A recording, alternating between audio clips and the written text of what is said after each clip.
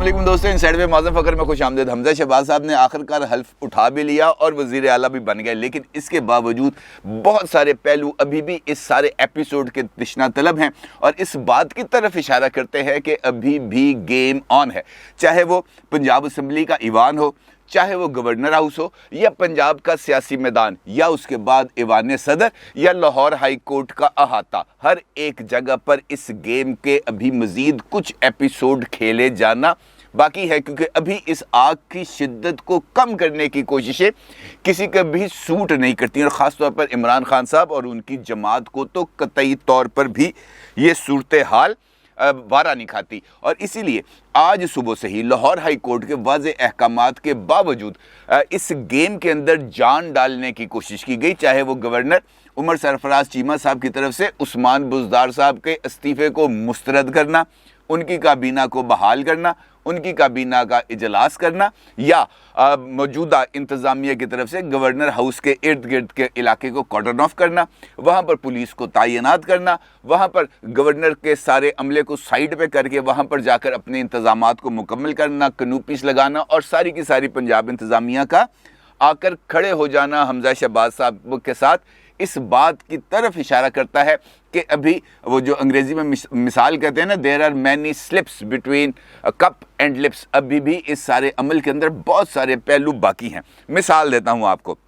इस सारी सूरत हाल में बहुत सारे सवाल पैदा भी किए, क्योंकि गवर्नर पंजाब उमर सरफराज चीमा साहब ने एक ख़त लिख दिया सदर साहब को, और उसके बाद एक टेलीफोन कर दिया, और टेलीफोन करके उन्होंने मुतालबा किया कि जनाब बंदे वाड़ा ने अंदर इन्होंने बाहर कढ़ने रेंजर्स को भेजा जाए, और सदर ममलिकत पाकिस्तान के अफवाज के सुप्रीम कमांडर होने के बावजूद रेंजर्स गवर्नर हाउस में नहीं भेज सकते। सवाल पैदा होता है कि क्यों? सवाल ये भी पैदा होता है कि उस्मान बुज़दार साहब ने काबीना का इजलास, काबीना इस वक्त तो वो गैर आइनी काबीना है, ना सिर्फ उसका इजलास बुलाया बल्कि उस इजलास को बुलाए जाने का नोटिफिकेशन किसी सरकारी इदारे की तरफ से, कैबिनेट डिवीजन की तरफ से, SNGAD की तरफ से, चीफ सेक्रेटरी ऑफिस की तरफ से, खुद चीफ मिनिस्टर सेक्रेटेरिएट की तरफ से नहीं जारी किया गया, बल्कि वो नोटिफिकेशन पाकिस्तान तहरीक इंसाफ के व्हाट्सएप ग्रुप से जारी किया गया, और जो मिनिस्टर्स का एक व्हाट्सएप ग्रुप बना था, और उस ग्रुप के अंदर अरकान असम्बली को यानी साबिक वज़रा को पंजाब असम्बली बुलाए जाने का जो पैगाम है वो असलम इकबाल साहब की तरफ से दिया गया। सवाल यहाँ पे भी पैदा होता है क्यों? वो क्या वजह है कि आज जब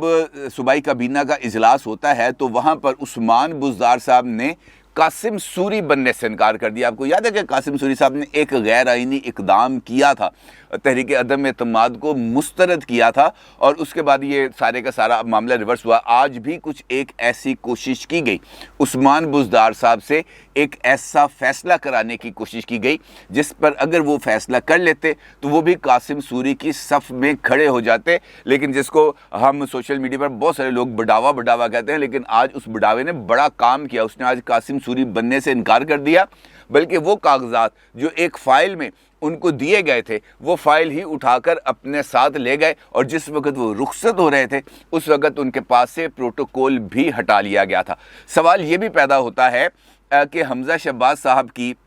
हल्फ बर्दारी की तकरीब मुकम्मल होने तक क्या वजह है कि वो जो इंट्रा कोर्ट अपील फ़ाइल की गई थी पाकिस्तान तहरीक इंसाफ के मुख्तलिफ अरकान असम्बली की तरफ से, जज साहिबान अदालत में बैठे रहे लेकिन वो फ़ाइल उन तक नहीं पहुंची, और जब फ़ाइल उन तक पहुंची उस वक्त तक हमज़ा शहबाज का हल्फ हो चुका था, और फिर अदालत ने यह कहा कि चलो अब सबको नोटिस जारी कर देते हैं, जिस पर पाकिस्तान तहरीक इंसाफ के वकला की तरफ से ये दरख्वास्त की गई कि जनाब हम लार्जर बेंच बना दो। तो उसके बाद फिर लार्जर बेंच बनाने की सिफारिश chief justice Lahore high court को भेज दी गई। सवाल ये भी पैदा होता है कि क्या ये जो इस वक्त लार्जर बेंच बनाया जा रहा है ये इस सारे मामले को एक मंतकी अंजाम तक या मुकम्मल तौर पर सेटल करने की कोशिश तो नहीं? इस सारी सूरत हाल पर आपके साथ बात करूंगा, लेकिन उससे पहले एक और कट्टा खुला हुआ है, उसको भी बंद करना बहुत ज़्यादा ज़रूरी है, और वो मामला है साबिक खातून अव्वल बुशरा बीबी की जो सहेलियाँ फ़रा बीबी साहिबा, इनके हवाले से, क्योंकि हर रोज़ इनके हवाले से कोई ना कोई नई चीज़ सामने आ जाती है। कल उनके जो शोहरे नामदार हैं एहसन जमील गुज्जर साहब, वो शाहजेब खानज़ादा साहब के हत्थे चढ़ गया और शाहजेब खानज़ादा साहब ने जी भर के उनके साथ जिसे कहते हैं ना पिंग पोंग खेलने की कोशिश की, लेकिन वो चूँकि कच्चे खिलाड़ी हैं, शाहजेब खानज़ादा एक बिल्कुल मंजा आवाज़, उसको पता है कि मैंने कहाँ से बंदे को पकड़ना है और कहाँ से उससे खबर निकालनी है, वो उनको खींचते रहे और वो अपने झलपुने के अंदर उनको अजीबोगरीब तरीके से जवाब देते रहे। लेकिन उससे बढ़कर भी एक और स्टोरी है जो सम्मा ने रिलीज़ की है और जो गशकोरी साहब हैं, ज़ैद गशकोरी साहब, उनने वो स्टोरी ब्रेक की और उस स्टोरी के अंदर जो इम्पोर्टेंट पहलू है वो ये है कि फ़राह खान और उनके शौहर एहसन जमील गुज्जर के बैंक अकाउंट्स में 3 साल के दौरान 1 अरब रुपए से ज़ायद की ट्रांजैक्शन हुई हैं और कुछ इस किस्म की भी ट्रांजैक्शन हुई है कि रकम जमा हुई और फौरी तौर पर उस रकम को विड्रॉ कर लिया गया, फौरी तौर पर निकाल लिया गया। और इस रकम की जो विड्रॉल है ये बहुत ज़्यादा सवालात पैदा करती है कि ये फौरी तौर पर पैसे अकाउंट में आए लेकिन आते साथ ही उन पैसों को दोबारा निकाल लिया गया और उसके बाद वो पैसे जो निकाले वो कहाँ गए, इसके बारे में भी जो रावी है वो खामोश है। और एहसन जमील गुज्जर साहब इस बात का इजहार करते रहे कल शाहजेब खानज़ादा साहब के शो में कि जनाब हर एक चीज़ का हम हिसाब देंगे, हम कोई चीज़ नहीं छुपाएंगे, हम ये भी बताएंगे कि हम जिस जहाज़ में बैठे थे वो जहाज़ के अंदर हमने सफ़र भी किया या हमने खाली वहाँ पे बैठ के फ़ोटो सेशन कराया। बड़ी दिलचस्प किस्म की उनकी भी गुफ्तगू थी, लेकिन ये जो मामला है ये मुझे बढ़ता हुआ नज़र आ रहा है, ये अभी रुकता हुआ नज़र नहीं आ रहा क्योंकि एक के बाद एक करप्शन केस है जो अब खुलने जा रहा है। और उससे बढ़कर भी इमरान खान साहब ने कल एक इंटरव्यू दिया और वो इंटरव्यू दिया ARY के अरशद शरीफ साहब को, जिसके बहुत सारे क्लिप्स इस वक्त सोशल मीडिया पर वायरल हैं और मेरा ख्याल है कि उनका ये जो इंटरव्यू है शायद आज रात को नशर किया जाएगा। और इस इंटरव्यू के अंदर इमरान खान साहब ने इस बात का इजहार किया कि जो कल वाक़या हुआ मस्जिद नबवी में, ऐसा वाक़या वो मुनज़्ज़म करने का सोच भी नहीं सकते। और उनका ये कहना था कि मैं वो शख्स हूँ जो इस्लामोफोबिया के ख़ात्मे के लिए, जो इस्लामोफोबिया के तदारुक के लिए पूरी दुनिया में मैंने आवाज़ उठाई है, हर एक फोरम पे मैंने आवाज़ उठाई है। ये कैसे मुमकिन है कि मैं ऐसा कोई जो एहतजाज है उसको मुनज़्ज़म करने की कोशिश करूं, जो हुर्मत रोज़ा रसूल को उसके ऊपर उस पर सवाल उठाए और उसकी साख को मजरू करे, ऐसा काम मैं नहीं कर सकता। लेकिन इमरान खान साहब ने की ये वजाहत आ गई, बड़ी अच्छी बात है, हमें किसी के दिल में जो चीज़ है उसके ऊपर कोई एतराज़ करने वाली बात नहीं है। लेकिन बहुत सारे सवाल है इस पहलू के ऊपर ना, जो जिस तरह मैंने कल वीडियो के अंदर आपको बहुत सारी चीज़ें दिखाई थी, बहुत सारे इशारे हैं अभी भी जो इमरान खान साहब को बेशक ना पता हो, लेकिन उनके नीचे बहुत सारे लोगों ने इस सारी चीज़ को प्लान किया। लेकिन चूँकि सोशल मीडिया पर कल इस हद तक ये बात आगे बढ़ गई थी कि इमरान खान साहब उसको दिफा करने की पोजीशन में नहीं है, क्योंकि अगर इसको दिफा PTI बतौर जमात ना करती, जिस तरीके से शीरी मज़ारी ने किया, जिस तरीके से फवाद चौधरी ने किया, जिस तरीके से शहबाज गिल ने किया, जिस तरीके से शेख रशीद ने किया और पाकिस्तान तहरीक इंसाफ के बाकी तमाम लोगों ने इस वाक़े को डिफेंड किया कि जनाब ये जो कुछ हुआ ये लोगों के दिल की आवाज़ है, उन्होंने लोगों के दिल की आवाज़, लोगों की दिल की आवाज़ का इजहार होना चाहिए बैलेट पेपर पर, जलसों पर, जुलूसों पर। रोज़ा रसूल सियासी मकासद के लिए नहीं है। कल अगर इमरान खान साहब फौरी तौर पर सामने आकर इस वाक़े की मजम्मत कर देते तो शायद उनको ये जो है एहसास बहुत ज़्यादा देर में हुआ और उस वक्त तक मेरा ख्याल अभी बहुत सारा पानी पुलों के नीचे से गुजर चुका है और ये मामला अभी इतनी जल्दी अब उनके लिए थमने वाला नहीं है।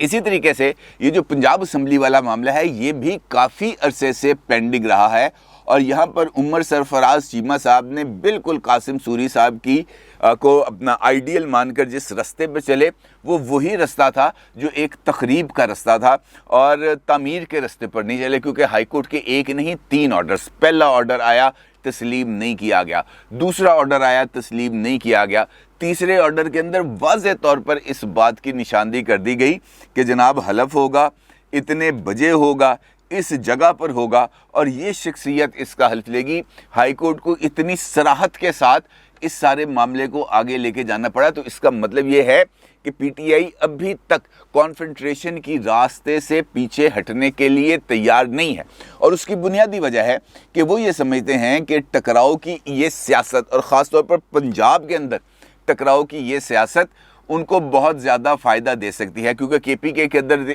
अमूमी तासुर ये है कि वहाँ पर पाकिस्तान तहरीक-ए-इंसाफ का वोट बैंक आज भी मौजूद है, आज भी इंटैक्ट है, लिहाजा वहाँ पर उनको कोई ख़तरा नहीं। जो लड़ाई है, सियासी जद्दोजहद की जो जंग है, वो पंजाब में लड़ी जानी है, और यकीनी तौर पर पंजाब चूँकि आबादी के लिहाज से सबसे बड़ा सूबा है, नेशनल असम्बली में इसकी सबसे ज़्यादा रिप्रेजेंटेशन है, जो पंजाब जीतता है वही जाकर मरकज़ में हुकूमत बनाता है। लिहाजा पंजाब के अंदर ये जो सुल्तान रई स्टाइल है इमरान खान साहब का,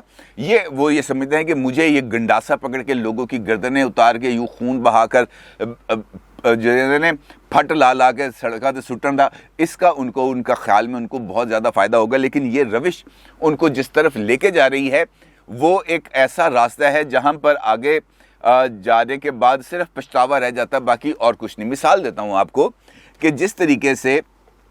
कोई हम देखते हैं कि पंजाब के अंदर मुख्तलिफ इलाकों के अंदर ज़मीनों जायदादों पर कब्ज़े हो जाते हैं, तो वो लोग जो कब्ज़े करते हैं वो तमाम के तमाम ताकतवर लोग होते हैं, चाहे वो डंडी पट्टी ताकतवर हो, चाहे वो अपने असर व रसूख की वजह से ताकतवर हो, चाहे वो अफरादी कुव्वत के लिहाज से ताकतवर हो, चाहे वो असला जो उनके पास हो उसकी वजह से ताकतवर हो। वो अपनी उस ताकत की वजह से उस एरिए के ऊपर, चाहे वो उनकी मलकियत ना हो, वो कब्ज़ा कर लेते हैं। ये इक़्तिदार है। यहाँ पर कब्ज़ा इस तरीके से नहीं किया जा सकता। यहाँ पर कब्ज़ा करने के लिए एक इखलाकी कुव्वत के साथ साथ आपके पास आइनी कुव्वत का होना भी बहुत ज़रूरी है, और अगर आपके पास आइनी कुव्वत ना हो तो फिर वही कुछ होता है जो गवर्नर पंजाब के साथ हुआ। गवर्नर पंजाब IG को फ़ोन करते हैं, वो उनको रिप्लाई नहीं करते, वो चीफ सेक्रेटरी को फ़ोन करते हैं, वो उनको रिप्लाई नहीं करते, वो सदर को रिक्वेस्ट करते हैं कि जनाब रेंजर्स भेजें, सदर बावजूद इसके कि वो सुप्रीम कमांडर हैं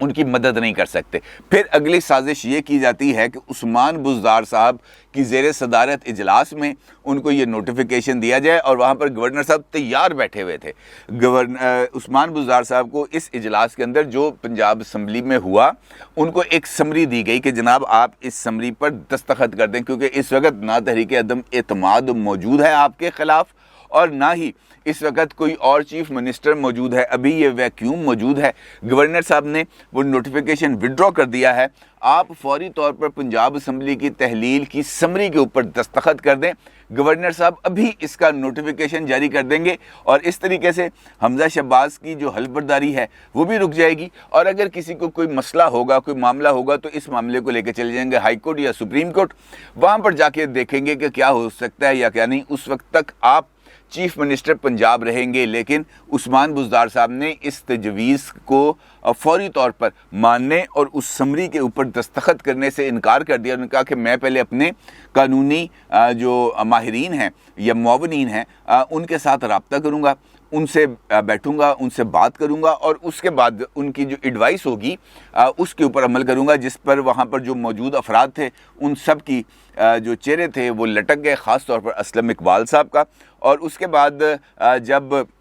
इजलास का उन्होंने ख़त्म किया, उसका एक इलामिया भी जारी किया, तो उस वक़्त उस्मान बुज़दार साहब को बताया गया कि जनाब तुम्हारी सिक्योरिटी भी चली गई है। और उसके बाद वो बेचारे बाहर निकले हैं, गाड़ी में बैठे हैं और चले गए। इसका मतलब बार बार मैं जिस बात का आपकी तरफ इजहार कर रहा हूँ कि